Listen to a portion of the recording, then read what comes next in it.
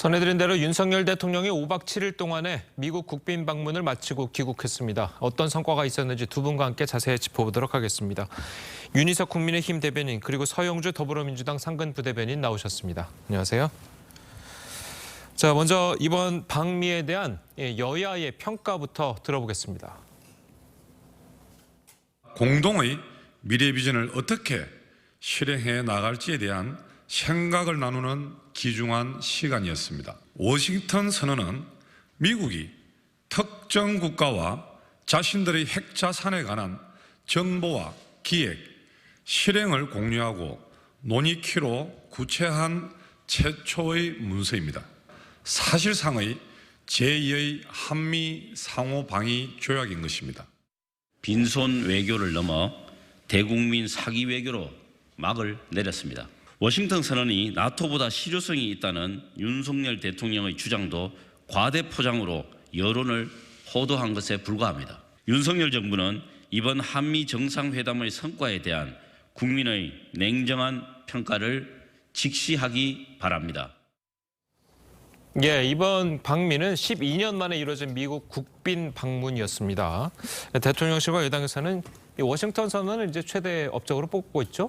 그렇습니다. 이번 한미 정상회담의 가장 큰 성과로 볼 수 있는 것은 한미 동맹이 그야말로 획기적으로 강화가 됐다.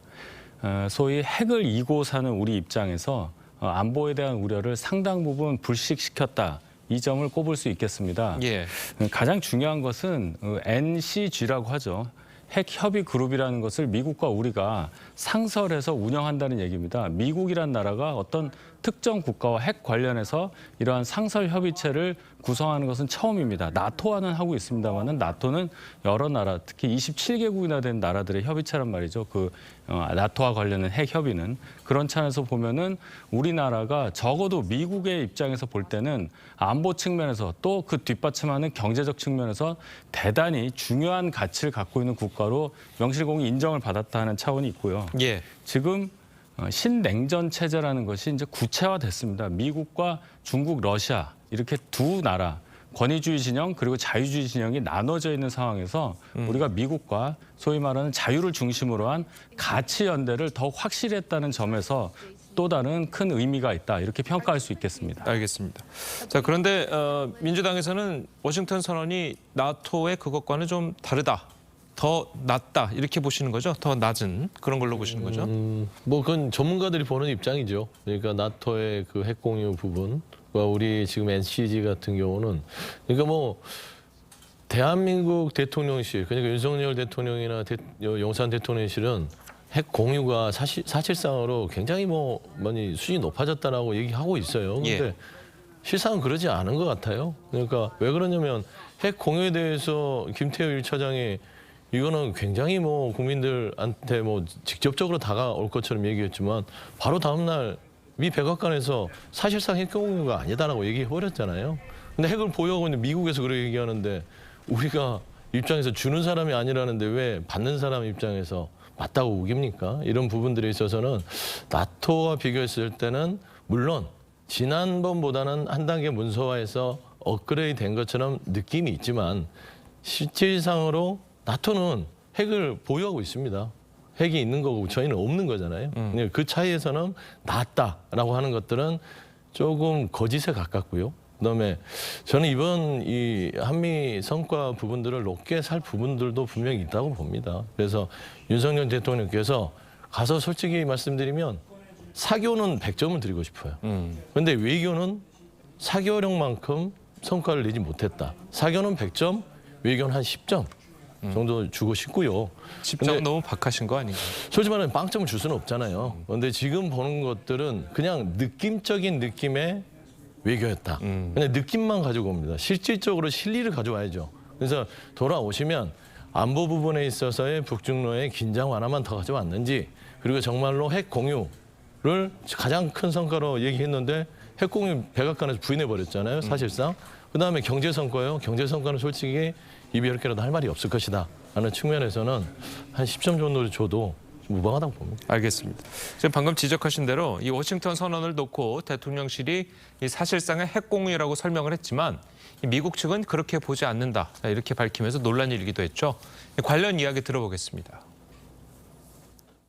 한미 양국은 이번에 미국의 핵무기 운용에 대한 정보 공유와 공동 계획 메커니즘을 마련한 만큼 우리 국민들이 사실상 미국과 핵을 공유하면서 지내는 것처럼 느끼시게 될 것으로 생각합니다. 정상회담 직후 우리 정부가 사실상 핵 공유라고 하자 미국 측에서 단박에 아니라고 반박했습니다.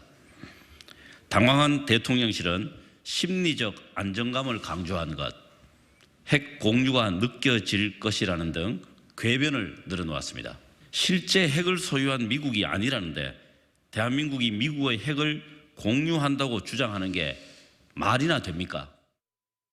자, 조금 전에 이제 서영주 부대변인도 지적을 하셨고 권철승 대변인도 이제 이야기를 했듯이 미국은 아니라고 하는데 우리나라가 핵 공유라고 하는 게 과연 맞는 것이냐. 이 부분에 대해서는 좀 설명이 필요할 것 같아요. 이 용어에 대한 정의부터 시작해야 될 것 같습니다. 핵 공유라고 하면 공동 소유, 마치 소유권이 우리한테도 있는 것처럼 들리잖아요. 미국은 미국을 포함한 어떤 강대국도 본인들이 소유한 어떤 핵에 대해서 소유권을 나눠주지 않습니다. 미국과 나토가 핵 공유하고 있다고 하는데 그것도 영어로 뉴클리어 쉐어링, 공동 사용의 개념에 가깝다고 봐야 되겠죠. 그럼 여기서 나오는 그 차이가 뭐냐? 제가 볼 때는 아까 말씀하셨듯이 미국은 나토, 유럽 지역에 한 200개 정도 되는 전술 핵무기를 배치해 놓고 있단 말이죠. 유럽 땅에 핵무기가 있어요. 근데 우리 땅에는 가지고 오지 못합니다. 그런 상황에서 핵을 정말로 실질적으로 우리가 필요할 때 쓸 수 있느냐 여부가 중요하게 될 텐데 나토도 미국에서 핵을 발사할 수 있는 코드를 줘야 그 코드를 받아서 현지 나라의 군이 그것을 투하게 되는 시스템입니다. 근데 우리는 그런 개념이 없죠. 따라서 그 상황이 차이가 나서 미국에서 아마 핵 공유가 아니다 이렇게 부인한 걸로 보이고 똑같은 것은 미국의 핵을 우리의 필요에 따라서 쓸 수 있게 한다는 것을 보장했다는 것. 중요한 것은 우리가 그러한 핵이라는 것을 유사시에 쓸 수 있는 것을 더 확실하게 했다는 것. 이것을 더 확실하게 말씀드리고 싶습니다. 그래도 일각에서는 이제 나토에 이제 핵무기가 있다는 것은 과거에 이제 구소련 시절에 구소련의 핵무기에 대응하기 위해서 갖다 놓은 것이고 지금 동아시아에서는 원래는 핵 부분에 대한 신경을 쓸 일이 없었는데 북한에 이제 핵이 있지 않습니까? 뭐 미국도 인정하고 있고 그 상황에서 이제 우리나라에도 이제 핵을 갖다 놔야 되는 것 아니냐. 자, 이런 이야기들이 나왔고 여당 내에서도 이제 그런 주장들이 나오고 있는 게 사실이고요. 그렇죠. 우리가 한반도 비핵화 선언에서 먼저 미국이 배치한 미군이 가지고 있던 전술핵 무기를 다 철수시킨 지가 30년이 넘었습니다. 그런 상황에서 이제 북이 핵을 개발했기 때문에 그럼 다시 갖다 놔야 되느냐. 이렇게 될 경우 우리가 외교적으로 국제적으로 받을 어떤 압력 같은 것도 있는 겁니다. 물론 우리는 자체 핵무장을 향해서 가야 한다는 의견도 충분히 갖고 있고 또 그렇게 함으로써 외교 우려를 안보 우려를 불식시킬 수 있다는 것도 충분히 이해하고 있습니다만 현 상황에서 그렇게 되면 너무나 국제 긴장이 높아지는 상황이기 때문에 미국이 그래서 지금 이 상황에서 할 수 있는 가장 최선의 방법, 즉 전략 핵 잠수함을 수시로 한국에 전개하겠다는 거 아니겠습니까? 잠수함은 언제 오는지 모릅니다. 언제 어디 있는지를 모르기 때문에 그것은 어떻게 보면 북한 입장에서 보면은 핵무기가 한국에 상설 배치되고 있는 것과 똑같은 효과를 보일 수 있다는 면을 저는 훨씬 더 부각을 해야 한다 이렇게 생각합니다. 알겠습니다. 자, 이 주변국 이야기도 좀 해보도록 하겠습니다. 이 중국이 이 한미회담을 놓고 계속해서 날선 반응을 보이고 있습니다. 특히 이 박지원 전 원장의 페이스북 글을 인용해서 한국 내에서도 비판이 제기되고 있다라고 이제 중국이 하고 있는데, 자, 중국이 이렇게 야당 정치인의 입을 빌려서까지 한국 외교를 비판하는 이유는 어디 있다고 보십니까? 이거 윤석열 대통령께서 나가기 전부터 중국을 건드렸죠. 대만의 부분을 건드렸잖아요. 그때부터 중국은 지금 신기가 불편합니다. 예. 뭐 러시아도 마찬가지일 것이고요. 우크라이나 부분에서 살상무기 지원 부분은 이미 인터뷰를 통해서 그냥 일을 버리고 간 겁니다. 그때부터 감정이 중국과 러시아는 미국 가서 지금 어떤 얘기를 하지? 근데 결국에는 이 외교라는 부분에 있어서 아까도 말씀드렸지만 외교는 단어 하나하나, 말 하나하나가 바로 그게 외교입니다. 그러니까 아까 핵공유를 조금 더 가져와 보면 김태호 제1차장의 입이 문제죠. 이런 것들을 좀 신중하게 얘기를 해야 되는데 이분이 한일 정상회담 때도 말실수하셨죠. 일정 가지고. 그다음에 이번에도 그렇습니다. 핵공유를 먼저 얘기를 해놨어요. 그럼 미국 측과 충분한 얘기를 하면서 진행해야 되는데 뭔가 그런 부분들을 단박했고요.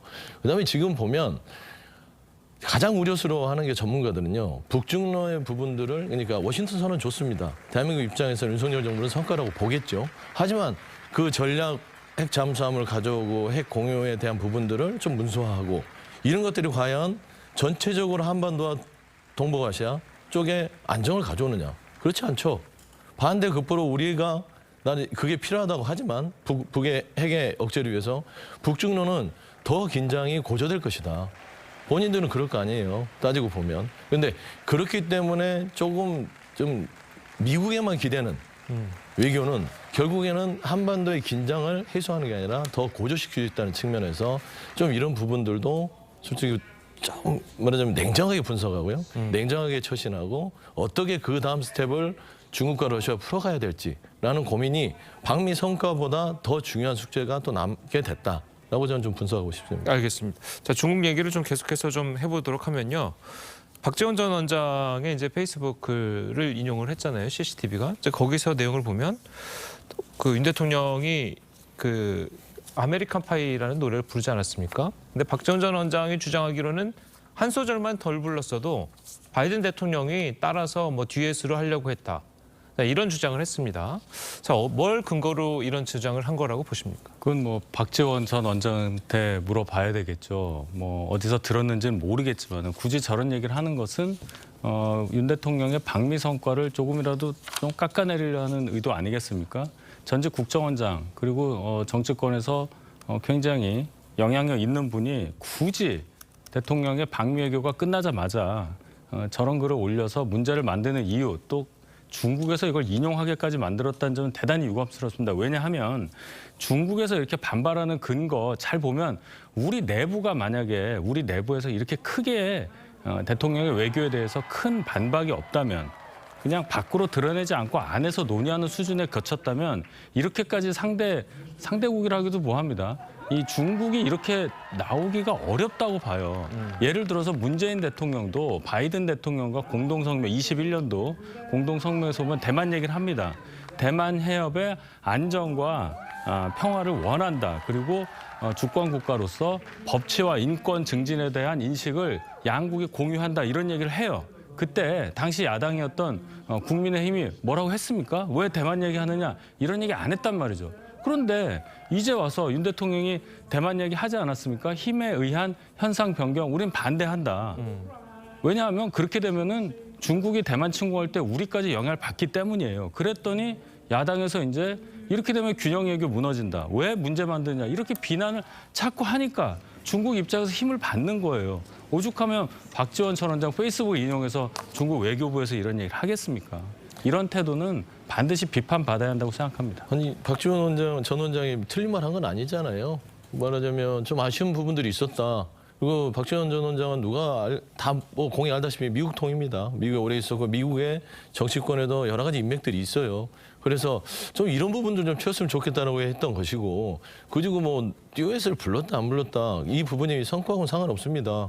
아메리칸 파이 그다음에 미 상하원의 연설 이 두 가지는 그냥 퍼포먼스예요. 실질적으로 박지원 전 원장이 뭘 안 가져왔다. 뭐가 잘못됐다 이런 부분은 아닌 것 같아요. 그리고 중국이 이걸 빗대서 비판한 건 아니에요. 전체적으로 중국 자체가 하나의 중국이라는 그런 기본 원칙을 윤석열 대통령이 방미하기 전에 깨버렸다니까요. 그러니까 힘에 의한 개입을 용납하기 힘들다는 그런 느낌을 줘버리니까 중국은 그게 화가 난 겁니다. 그러니까 문재인 대통령이 자꾸 얘기하는데 21년도 바이든 만났을 때는 당시에는 힘에 대한 어떤 개입 이런 부분들이 천명한 게 아니라 통상적인 얘기를 한 거예요. 대만 협의 평화가 유지되기를 바란다. 이 정도 수준에서 끝났던 거예요. 그러니까 이게 비교 대상이 다르고 처음 출발점부터 윤 대통령께서 외신 인터뷰를 통해서 중국과 러시아에 던진 메시지가 큰 파장을 일으켰다. 그렇게 보시면 맞을 것 같습니다. 아니 미국에서 오래 살았으면 미국통입니까? 정말 미국통이라면은 이 상황에 맞는 얘기를 해야죠. 기껏 비유하는 게 듀엣을 못했다는 얘기 정도밖에 지적할지 못할 수준이라면 더 이상 얘기해서는 안 된다고 저는 봅니다. 알겠습니다. 자, 다음 소식도 짚어보도록 하겠습니다. 국민의힘의 새 윤리위원회가 오늘 첫 회의를 열립니다. 이딴 설화로 물의를 빚었었죠. 김재원, 태영호 최고위원의 징계 여부가 논의될지 주목이 되고 있는데요. 관련 이야기 먼저 듣고 오시겠습니다. 세상에 우리한테 찬물을 깬 게 뭐냐면 헌법 정신에 5.18 정신을 헌법에다 넣겠다. 그건 불가능합니다. 불가능해요? 예. 불가능하죠? 예, 불가능합니다. 그냥 저도 반대입니다. 대통령이 보통 3.1절과 광복절 정도는 참석을 하거든요. 그리고 4.3 기념일은 이보다 조금 격이 낮은 그 기념일 내지 추모일인데 쓰레기, 돈 비리, 성비리 민주당이라는 야당 비판은 오무상 해프닝이었고 역사 문제에 대해서는 소신대로 말씀드린 것입니다. 예, 이 얘기를 좀 들어보면 김재원 최고위원에 대해서는 중징계 전망이 우세하고 태영호 최고위원의 경우에는 좀 의견이 엇갈린다 이런 이야기가 나와요.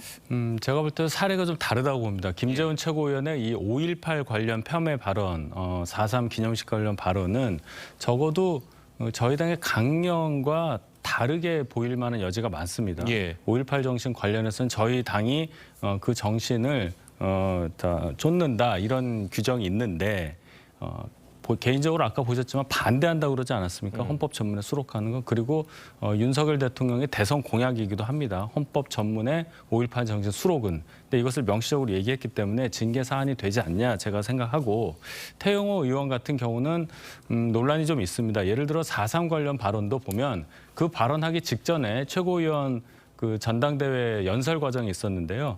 먼저 그 무고한 희생자들에 대해서 죄송스럽게 생각한다면서 절을 먼저 합니다. 그 다음에 나온 발언이 4.3 김일성 관련 발언이었어요.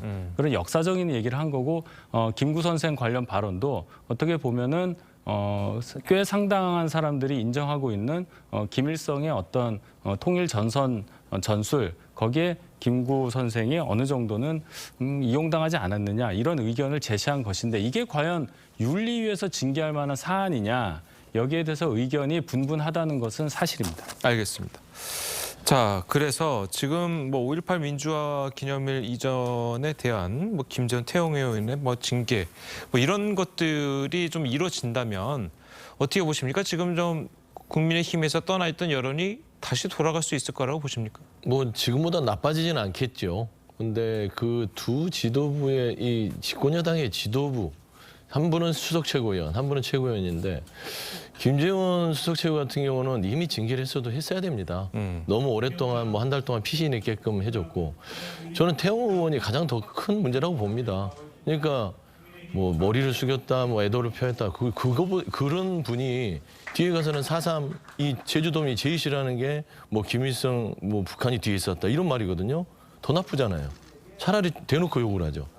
근데 도민의 가슴에 머리를 숙이면서 욕을 하는 게 얼마나 이율배반적입니까? 이런 게 더 문제인 거고요. 김구 선생 임시정부에 대해서 김일성 어떤 전략적 부분이 있었다? 아니 대한민국에 넘어와서 국회의원까지 하고 계시고 집권여당의 최고위원이 되셨으면 아무리 북한에서 배운 역사 인식이 본인의 소신이라 하더라도 대한민국의 주류로 형성된 역사 인식은 받아들여야 되지 않겠습니까? 그러면 그 자체는 간직하고 본인의 어떤 꿀단지는 국회의원도 하고 정치권에서 비단길은 가겠다? 이건 누가 이해를 하겠어요? 대한민국 국민들이요 보면서 저분은 뭐지? 라고 생각할 거예요. 본인이 설사 그렇게 확신하더라도 집권여당의 지도부로서 말을 하지 말든지 두 번째는 대한민국에 오셨으면 그 역사인식을 다시 공부하든지 하는 부분에 있어서는 저는 김재원 최고 못지않게 아주 좀 중징계가 내려져야 된다고 보고요. 윤리위 하나만 말씀드리면 결국엔 국민의힘이 그거는 여러 가지로 역사인식이다 소신이다 하는데 양두구육 때문에 꼬였습니다. 첫 단추가. 발언을 가지고 1년 정지를 했잖아요. 이준석 전 대표를. 그러면 그에 못지않은 징계를 해야지 안 그러면은 이게 아예 형평성이 맞지 않아요. 그래서 결국에는 지금 국민의힘이 윤리가 열렸지만 굉장히 큰 고심이 있을 것이다. 라고 좀 생각을 합니다. 알겠습니다. 자, 그리고 국민의힘에서는 또 한 가지 이제 고민거리가 있을 텐데 바로 이제 정광훈 목사입니다. 얼마 전에 정광훈 목사가 또 깜짝 놀랄 만한 발언을 해서 문제가 되고 있는데요. 대통령실이 민노총 세력을 막아달라는 부탁 전화를 받았다. 대통령실로부터 민노총 세력을 막아달라는 부탁 전화를 받았다고 이 정광훈 목사가 주장을 했습니다. 자, 이 주장이 사실이라면 뭐 정말 깜짝 놀랄 만한 건데 이게 사실이 아니라면 뭐 당장 고발을 해야 되지 않겠습니까?